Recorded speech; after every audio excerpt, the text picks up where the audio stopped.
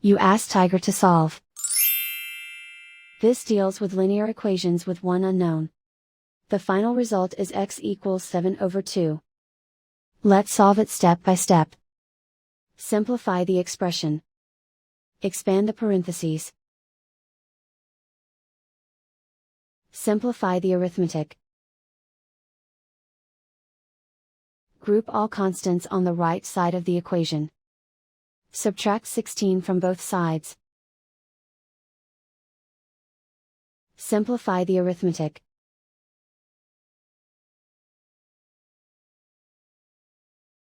Isolate the x. Divide both sides by -4. Cancel out the negatives. Simplify the fraction. Cancel out the negatives. Find the greatest common factor of the numerator and denominator. Factor out and cancel the greatest common factor.